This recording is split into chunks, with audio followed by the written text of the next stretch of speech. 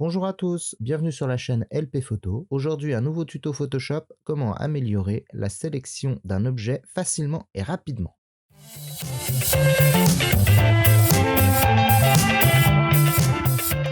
Allez, c'est parti, on y va. On va commencer par prendre l'outil de sélection rapide. Voilà, on va changer le curseur de taille.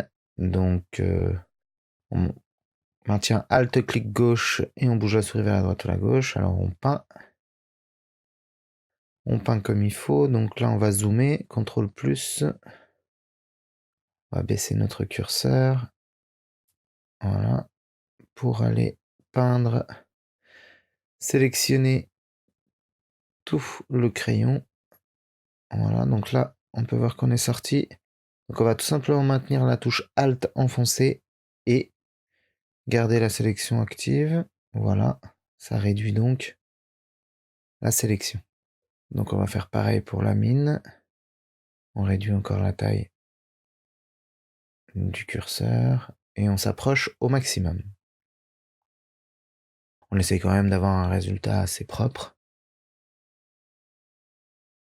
Voilà, donc on va zoomer sur le côté du crayon pour voir comment c'est. Donc on peut s'apercevoir ici qu'on est un peu à l'intérieur. Donc on va essayer d'avoir un résultat un peu plus propre.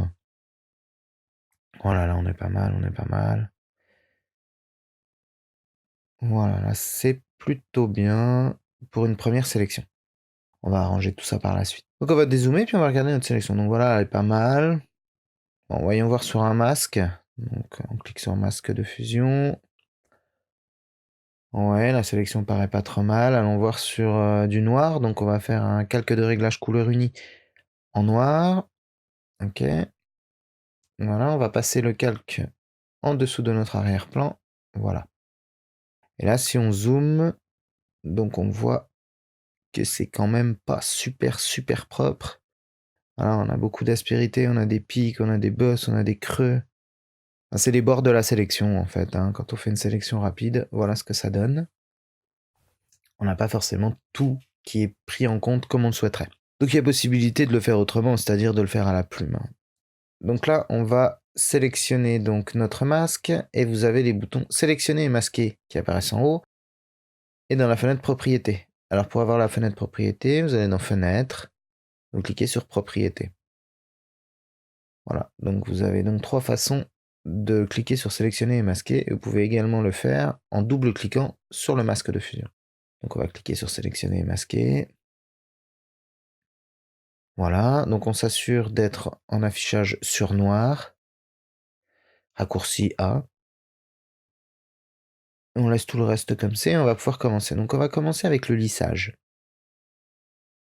Le lissage, ça va tout simplement nous permettre d'arrondir les pics, les creux et tout ça.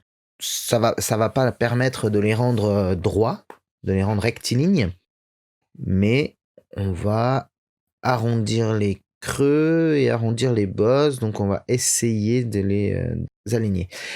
On va se servir du contour progressif. Alors le contour progressif, il faut savoir que dans la sélection, rapide, c'est un flou en fait, hein.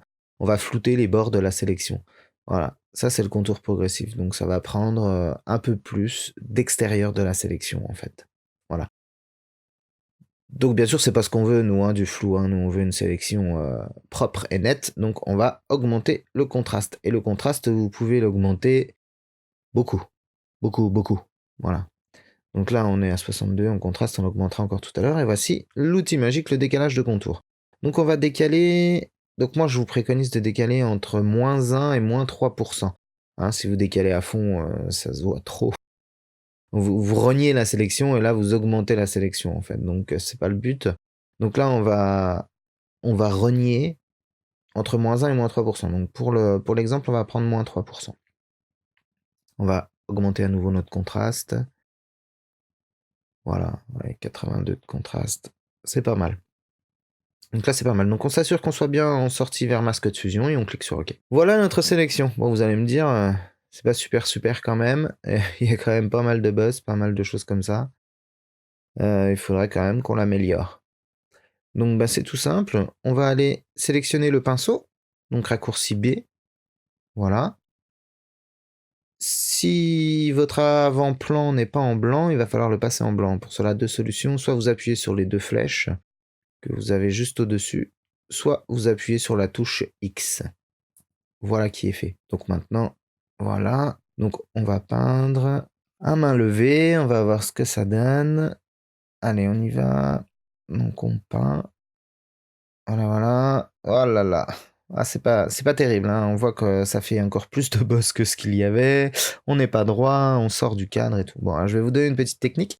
Vous allez sur la bosse la plus haute, vous allez faire un clic de souris normal. Hein, vous vous mettez bien, voilà, vous cliquez et vous maintenez la touche majuscule Shift enfoncée et vous allez descendre et allez vous mettre sur une autre bosse. Voilà, à ce moment-là, vous cliquez et là, ça vous a fait un trait droit dans la direction dans laquelle vous aviez indiqué. Voilà comment faire des traits droits avec le pinceau. Tout simplement en maintenant la touche Shift enfoncée. Donc on va continuer, on va aller jusqu'à la mine. On refait exactement la même chose, donc touche Shift enfoncé, et voilà. Bon, c'est pas mal, mais on voit qu'il y a un peu de blanc sur les côtés de la page. Donc on va tout simplement repasser sur le calque actif, et on va aller choisir le tampon. Donc en appuyant sur la touche Alt, on va pouvoir sélectionner la zone que l'on va dupliquer. Voilà, on se met sur le côté, et on y va, on peut descendre. Alors là, il n'y a aucun risque de dépasser, puisque vous êtes remis sur le calque d'arrière-plan. Hein, vous n'êtes pas sur le masque, donc ça ne peut pas prendre sur les côtés. Ça ne va prendre que dans la sélection. Voilà, donc on peut descendre jusqu'en bas, il n'y a aucun risque qu'on dépasse. Voilà. Donc là, déjà, on a largement augmenté la précision de la sélection. On peut voir ici que sur la mine également, on n'est pas bien. Donc on va se remettre sur le masque de fusion, on reprend le pinceau. On va refaire notre manipulation, on clique, on maintient la touche Shift enfoncée et on clique plus bas. Voilà, ça va se faire. Hop, et voilà. Ça c'est fait tout seul. Donc là, on peut se remettre sur le calque actif, pardon, reprendre le tampon, sélectionner notre zone à dupliquer. Et on peut y aller. Voilà. Hop, super. Et voilà, là on a une sélection qui est pas mal du tout même. Donc on a toujours quelques aspérités, hein, c'est normal, c'est un crayon qui est taillé. Donc vous voyez qu'on peut le bouger hein, comme on veut, on peut en faire ce qu'on veut. On va enlever le fond noir, donc voilà. Et donc là on se retrouve avec un fond transparent, donc là vous pouvez l'enregistrer en PNG sans aucun souci. Et vous pourrez faire tout ce que vous voulez de votre crayon, un peu comme j'ai fait dans l'introduction de la vidéo. C'est-à-dire le tourner dans les sens que vous voulez et tout. Donc là on va zoomer, voir si on est bien propre hein, quand même. Et là, on peut voir que la sélection est propre. Voilà.